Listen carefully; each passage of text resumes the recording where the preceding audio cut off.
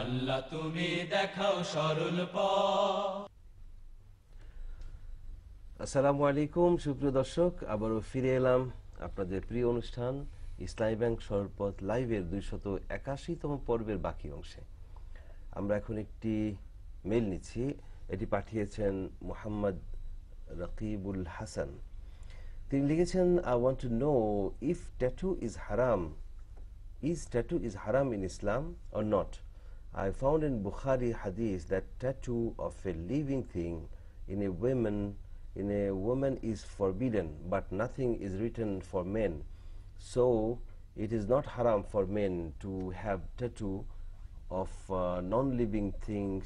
Is it right? Doctor Monjur Elahi আমাদের দর্শক জানতে চাচ্ছেন যে ট্যাটু করা, ট্যাটু অর্থাৎ উল্কি, জি, শরীরে উল্কি আঁকা, ট্যাটু উল্কি কিতে বোঝায়, শরীরে উল্কি আঁকা এটি শরিয়াতে হারাম কিনা এটা তিনি জানতে চেয়েছেন। এবং তিনি বুখারী একটি হাদিস থেকে জেনেছেন যে tattoo in a women is forbidden, এটা মহিলাদের জন্য এটি হারাম, তবে পুরুষদের জন্য নয়। সুতরাং পুরুষরা ইচ্ছে করলে ট্যাটু অর্থাৎ উল্কি শরীরে আঁকতে পারেন। এটি সঠিক, তার এই ধারণা সঠিক কিনা এই বিষয়টি তিনি জানতে চেয়েছেন। তিনি যে তথ্যটা উপস্থাপন করেছেন এটা পুরুষের জন্য নয়, সেটা কি হাদিসে আছে? নেই।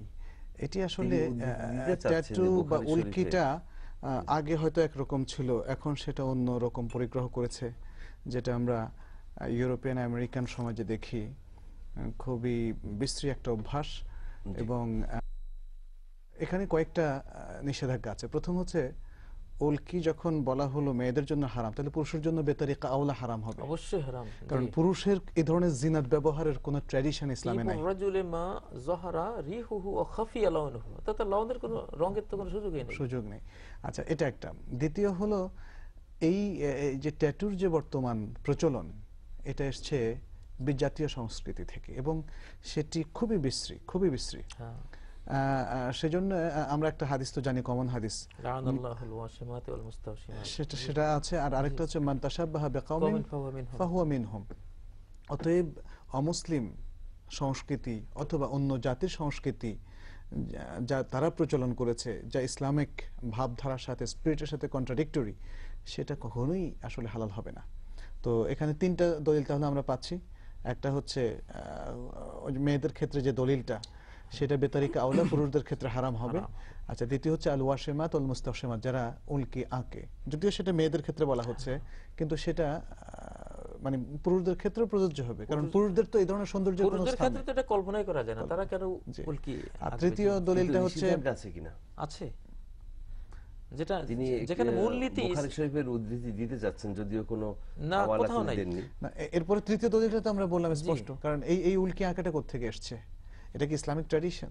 ইসলামের কোন মহান পুরুষ এই উল্কিটা এঁকেছেন? পুরুষের সাজের আমরা দেখি এখানে সাধারণত পাঙ্ক টাইপের অথবা গায়ক অথবা নায়ক অথবা গায়িকা কিংবা নায়িকা উচ্ছৃঙ্খল জীবনযাপনে যারা অভ্যস্ত, তারাই কিন্তু ইয়ে করছে। ইভেন পাশ্চাত্যের কোনো প্রেসিডেন্ট কি আছেন, অথবা কোনো মন্ত্রী, অথবা কোনো প্রফেসর, এগুলো কিন্তু আমরা তাদের, যারা শালীন সুন্দর জীবনযাপন করেন, তাদের জীবনে আমরা এটা দেখি না।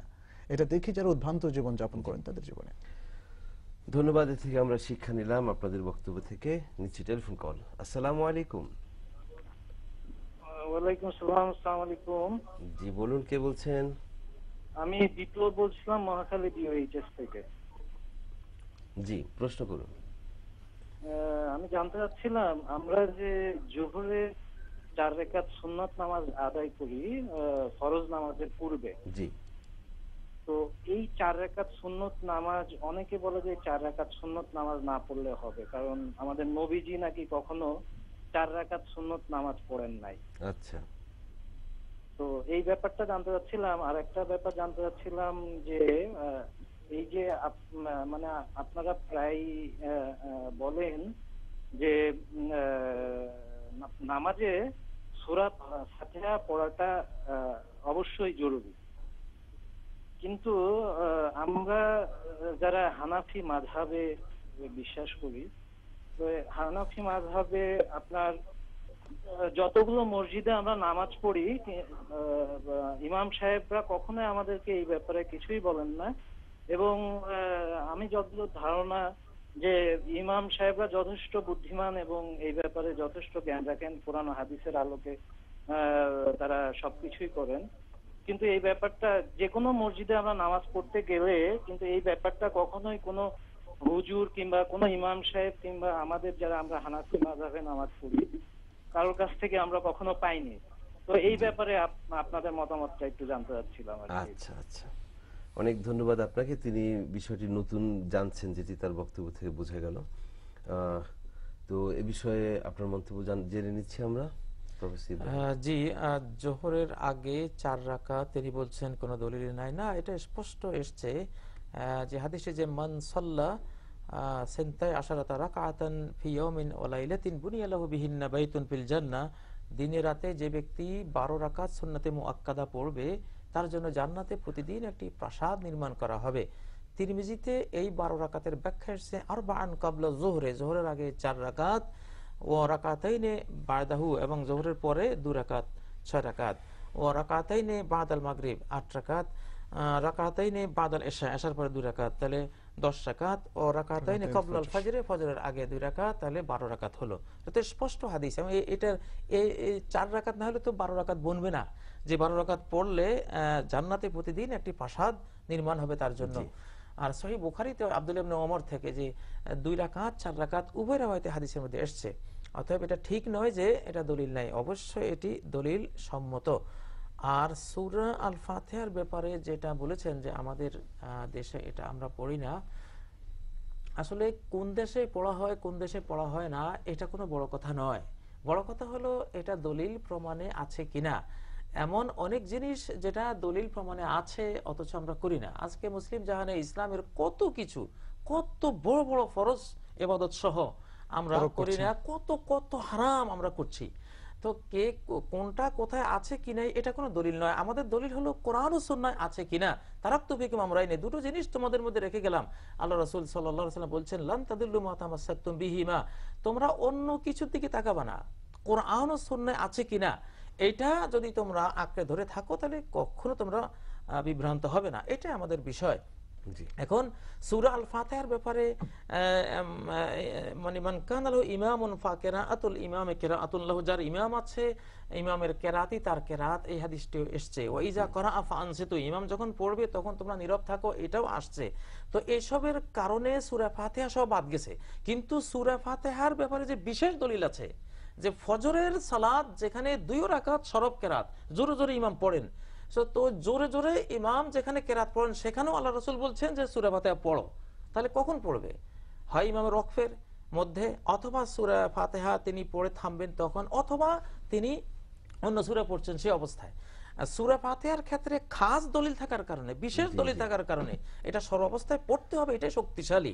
অন্য মতগুলি আছে কিন্তু সেগুলো দুর্বল এই মতের তুলনায়, সেটা আমরা বলছি। জি, মসজিদগুলোতে ইমাম সাহেবরা এই বিষয়ে বলছেন না, সে কারণে সূরা ফাতিহা এটা আমরা পড়ব না। জি, বিরত থাকার তো কোনো সুযোগ নেই। এখানে আরেকটা বিষয় তিনি যেটা বলেছেন এটা তো অবশ্যই একটা স্কুল অফ থট, ফলে তাদের কাছে রাজি হচ্ছে যে সূরা ফাতিহা না পড়লে চলবে, এটা একটা মানে মত তো আছে। তারা মনে করছেন যে সেই মত সর্বজন গ্রাহ্য হিসাবে মেনে নিচ্ছেন এবং সেটা করছেন। কিন্তু আমরা মনে করি যে মাযহাবে থাকুক না কেন তিনি অবশ্যই সহিহ হাদিসের আলোকে আমল করার অধিকার রাখেন। এটা প্রত্যেক মুসলিম নর নারীর অধিকার যে তার ওস্তাদ অথবা মুরব্বিয়ানে কেরাম যাই শেখান না কেন, কিন্তু যদি তার কাছে প্রমাণিত হয় দলিল আদিল্লাহ এবং আরো বড় বড় আলেম ইমামদের কথার আলোকে যে হ্যাঁ ভিন্নটা সহিহ, তাহলে সহিহটা নিতেই পারেন। যেহেতু ইমাম আবু হানিফা রাহমাতুল্লাহ আলাইহির তো এটা উক্তি যে যা সহাল হাদিস ফাহুয়া মাযহাবি, হাদিস সহিহ হলে সেটাই আমার মত। জি, অনেক ধন্যবাদ। এই বিষয়ে অনুষ্ঠানের শুরুতে আমরা জেনেছিলাম, আবারও জেনে নিলাম। নিচ্ছি টেলিফোন কল এখন। আসসালামু আলাইকুম। ওয়ালাইকুম আসসালাম। আসসালামু আলাইকুম। জি, কে বলছেন? কামরুল ইসলাম জাহাঙ্গীর, রিজাবি বাজার মুন্সিগঞ্জ থেকে বলছি। আচ্ছা, বলুন। আমার প্রশ্ন হচ্ছে সরকারিভাবে যে আয়কর এবং ভ্যাট আদায় করা হচ্ছে এবং যারা আয়কর এবং ভ্যাট দেন তাদের যাকাত দিতে হবে কিনা। দ্বিতীয় প্রশ্ন হচ্ছে আমি একটি জায়গা বিক্রি করেছি, ওই বিক্রিত অর্থ থেকে সরকার সেল ট্যাক্স কেটে রেখেছে, এখন এবছর আমার যাকাত দিতে হবে কিনা আমি জানতে চাই। সরকার কি করেছে বললেন? জি, হ্যালো, সরকার কি করে? সেকেন্ড প্রশ্নটা আবার করেন। আমার প্রথম প্রশ্ন হচ্ছে, সেকেন্ড না, প্রশ্নটা আপনার সরকার আপনার জমির উপরে কি করেছে? প্রথম প্রশ্ন হচ্ছে যারা আয়কর এবং ভ্যাট দেয় সরকারে, হ্যাঁ, তাদের না, সেটি আমরা টাকা দিতে বুঝেছি। হবে কিনা। আর দ্বিতীয় প্রশ্ন হচ্ছে, আমি একটা জায়গা বিক্রি করেছি, ওই বিক্রিত অর্থ থেকে সরকার সেল ট্যাক্স কেটে রেখেছে। এখন আমার কাছে যে বকরি টাকা আছে, এই টাকা থেকে আমার টাকা দিতে হবে কিনা এই চলতি বছর, এবছর। জি, অনেক ধন্যবাদ জনাব কামরুল ইসলাম জাহাঙ্গীর। উত্তর নিচ্ছি ডক্টর মঞ্জুরুল্লাহ। জি, আসলে যে ভ্যাট এবং যে ট্যাক্স সরকারকে দিতে হয় সেটি সরকার কর্তৃক আরোপিত একটা ট্যাক্স। জাকাত আল্লাহ কর্তৃক আরোপিত ইবাদতের একটা অংশ একদিকে, অন্যদিকে আল্লাহ কর্তৃক দেওয়া আল্লাহর এক শ্রেণীর বান্দাদের একটা হক তার সম্পত্তিতে। তো দুটো আসলে একটা আরেকটার কন্ট্রাডিক্টরি নয়। সরকার, মুসলিম সরকার যখন প্রয়োজন বোধ করেন তখন ট্যাক্স আরোপ করতে পারেন, তবে খেয়াল রাখতে হবে সেই ট্যাক্সটা যেন তাদের সঙ্গতির সাথে বা অবস্থার সাথে জুলুম না হয়, সেটা খেয়াল রাখতে হবে। এবং সেটা অধিকাংশ সময় খুব কন্টিনিউয়াসলি হয় না, যেটা আমরা ইতিহাসে দেখেছি। যখনই সরকার প্রয়োজন বোধ করেন তখন ট্যাক্স আরোপ করেন, কিন্তু এই ট্যাক্স আরোপ করাটা জাকাতকে মানে রিকভার করে না। অর্থাৎ তার এই ট্যাক্সটা থাকবে, এবার জাকাতও দিতে হবে। তার মানে হচ্ছে তিনি এই যে ভ্যাট দিচ্ছেন, এই যে ট্যাক্স দিচ্ছেন, এই অবস্থায় তার জাকাতও এর দ্বারা জাকাত আদায় হবে না। আর আরেকটা জিনিস, জাকাতের বিষয়টা দেখেন অনেক বেশি মানবিক। প্রথম হচ্ছে যে নেশাব পরিমাণ হতে হবে, 2-1 বছর পড়ে থাকতে হবে, কোনো কাজে আসছে না, 1 বছর তিনি ফেলে রেখেছেন অথবা ইনভেস্টের মধ্যে রেখেছেন, তারপরে মাত্র 2.5%। কিন্তু আমরা এখানে ট্যাক্স দিচ্ছি, যদি আপনি 5 লাখ টাকাও মানে রোজগার করেন, তাহলে 1,65,000 পরিবর্তে গত বছর যেটা ছিল, বাকিটা আপনি যদি খরচও হয়ে যায় তবু আপনাকে ট্যাক্স দিতে হচ্ছে, তাই না? সরকার যে কাজগুলো হয়তো জনগণের কল্যাণে করছেন তার বিপরীতে তারা ট্যাক্স নিচ্ছেন। কিন্তু জাকাতের বিষয়টা আরো অনেক বেশি সহজ। আপনার টাকাটা পড়ে আছে, সুতরাং ওই টাকার মধ্যে গরিব দুঃখীদের হক আছে মাত্র 2.5%, অতএব সেটা দিতে হবে। আর দ্বিতীয় যে কথাটা তিনি বলেছেন যে জমির এক টুকরো তিনি বিক্রি করেছেন, সেখান থেকে মনে হয় সরকারি একটা হয়তো কিছু একটা ফি ছিল, সেটা তিনি দিয়েছেন। এখন বাকি অংশের মধ্যে জাকাত দিতে হবে কিনা, হ্যাঁ, সেটার উপর যদি যেহেতু তার এই জমিনটা ব্যবসার জমিন না সেটা বোঝা গেল, তাহলে হয়তো তিনি বলতেন। যদি ব্যবসার জমিন হতো তাহলে চলতি বছরই তাকে জাকাত দিয়ে দিতে হতো। আর যদি ব্যবসার জমিন না হয়, তার নিজের স্থাবর সম্পত্তি থেকে কোনো প্রয়োজনে বিক্রি করেছেন, তাহলে ওই টাকাটা যদি একটা বছর পড়ে থাকে তখন তাকে জাকাত দিতে হবে 2.5%। জি।